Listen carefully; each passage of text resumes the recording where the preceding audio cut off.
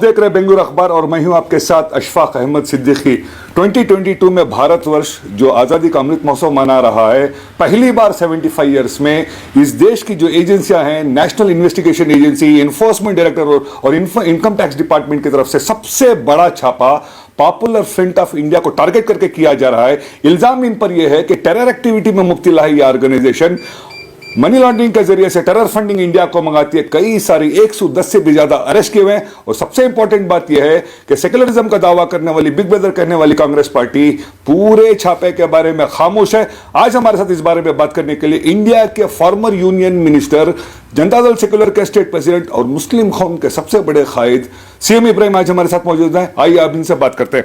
Sir, जिस माहौल से 2014 के बाद से जो सरकारें आ रही हैं, जिस तरह से एजेंसियों को इस्तेमाल किया जा रहा है, इसके बारे में सबसे पहले आप क्या कहेंगे?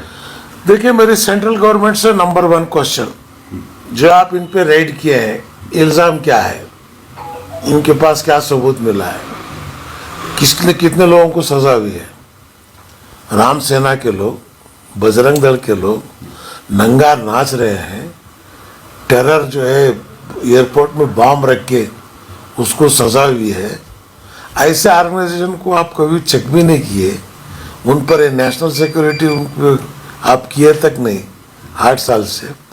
आज एसडीपीआई पीएफ जो है कोविड के टाइम पे यही पीएफ के बच्चे हजारों लाशों को, बाप का लाश बेटा उठाने तैयार नहीं, बेटे की लाश बाप उठाने तैयार नहीं, हिंदू मुस्लिम देखे बगैर, हिंदू अगर मरा है तो हिंदू संस्कृति में उसका अंतिम संस्कार करे, मुस्लिम मरा तो उसके करे।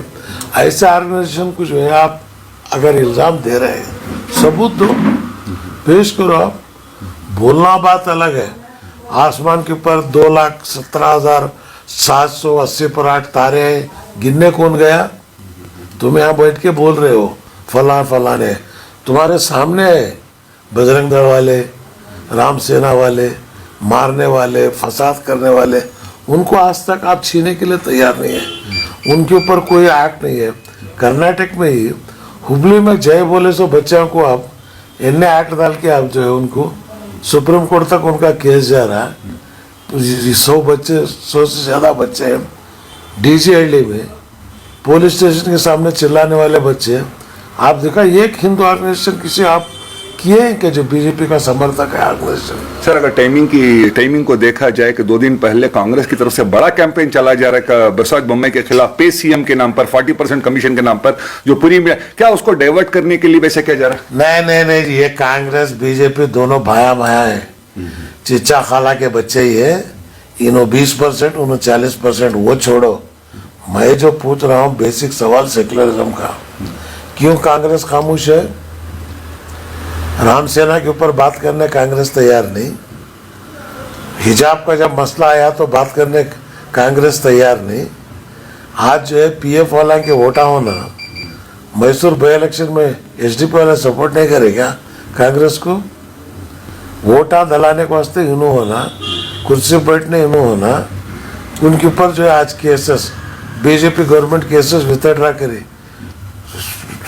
रेगुलर आईजी के रिकमेंडेशन के खिलाफ, होम डिपार्टमेंट के रिकमेंडेशन के खिलाफ केसेस जो है विथड्रा करे। कितने साल चलती हैं तुम्हें गवर्नमेंट, कब तक रहती हैं तुम्हें? याद रखो, जब धर्म अधर्म होता कोई ना कोई एक पैदा होता है इस मुल्क में। सर, अगर मीडिया के रोल को अगर हम देखें तो टाइम्स ऑफ इंडिया इस देश का इतना बड़ा न्यूज़पेपर, डिजिटल पेपर में वो लिखता है कि वो पीएफआई को ऑलरेडी वो टेररिस्ट ऑर्गेनाइजेशन डिक्लेयर कर दिया कि टेररिस्ट। और इसके बारे में आप क्या कहें मीडिया के रोल के बारे में? चलिए, ये तो सब पेड़ है, डेमोक्रेसी खत्म हो गई इस मुल्क में। एक जो था एनडीटीवी, उसको भी जो है अदानी ये कुछ भी करने जो, लेकिन ये मुल्क की जमीन की मिट्टी की खासियत है।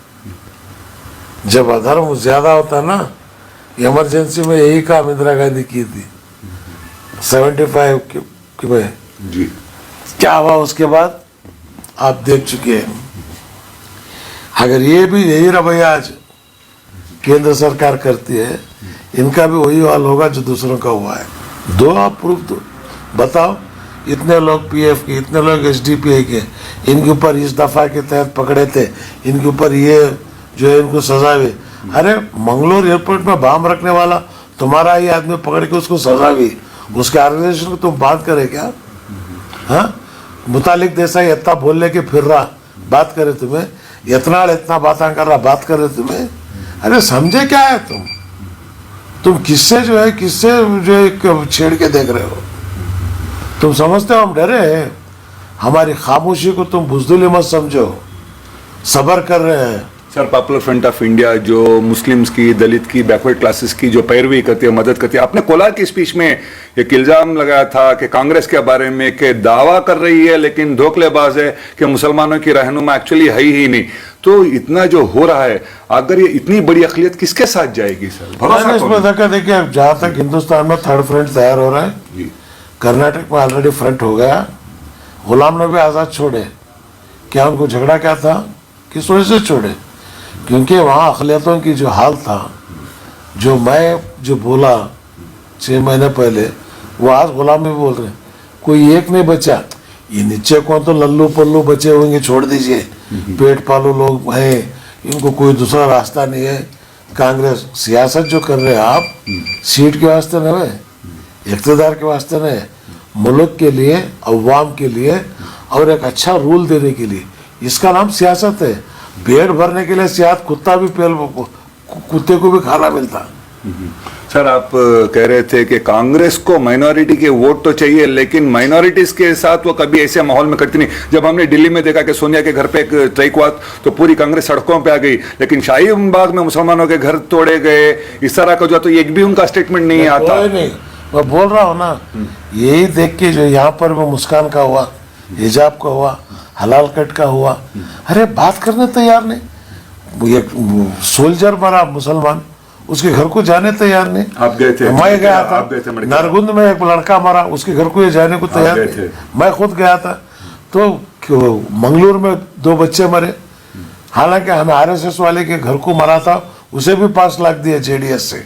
2 मुस्लिम बच्चों को भी 5-5 लाख रुपए जो है दिए। बोम्माई आज तक उसके घर को नहीं गया। शर्म आनी चाहिए इन लोगों को, इनको शर्म आया कोई चीज है नहीं। वक्त आता, मैं यही कहता हूँ लोगों से, घबरा मत होइएगा, जमहूरियत हम बचाएंगे, हम जान देंगे, लेकिन कभी जमहूरियत को इस मुल्क के अंदर जो है फिरका परस्ती सर उठाने नहीं देंगे, उसके खिलाफ हम लड़ेंगे। आखिरी और इम्पोर्टेंट सवाल सर, जिस हालात से आज पर्टिकुलरली माइनॉरिटीज गुजर रहे हैं, दलित जितना जुल्म इन पे हो रहा है, कोई इनके लिए एक लीडरशिप नहीं सामने आ रही है। आप व्यूअर्स के, हमारे बेंगलुरु अखबार की जानिब से क्या भरोसा देंगे, क्योंकि खौफ का माहौल आज क्रिएट कर दिया गया है इतने बड़े रेट से? देखिए, आज मुस्लिम, दलित, गरीब, पिछड़ा समझ रहा है, कर्नाटक से ये आवाज जाएगी, देश में आवाज गूंजेगी। कर्नाटक एक स्टेट है जहां शहीदों के खून से मिट्टी रंगे गई है, इसी मिट्टी से आवाज निकलेगी। इस मुल्क में हिंदू मुस्लिम फिर एकता, भारत माता, उसकी सभ्यता, उसकी संस्कृति बचाने का काम हम लोग करेंगे। Thank you so very much sir. ये थे हमारे साथ फॉर्मर यूनियन मिनिस्टर और मुस्लिम कौम के एक बड़े क़ायद सीएम इब्राहिम, जो कह रहे थे, ये कंडेम कर रहे हैं जो पूरे इंडिया में जिस तरह का रेड, और कह रहे हैं कि माइनॉरिटीज और दलित किसी को डरने की जरूरत नहीं, आइंदा आने वाले इलेक्शन में चेंज आएगा तो लोगों की हालत में भी चेंजेस आएंगे। बकिया खबरों के लिए जुड़े रहे बेंगलुरु अखबार के साथ। मैं हूं आपके साथ अशफाक अहमद सिद्दीकी। अब आपके सवाल होंगे और धारदार, आपके मुद्दे चढ़ेंगे नए परवान, न नकली साज को सामान, न झूठ की दुकान। खबरों में सच दिखाना ही है हमारी पहचान। हम है बेलगाम एक्सप्रेस, कलम हमारी, आवाज आपकी।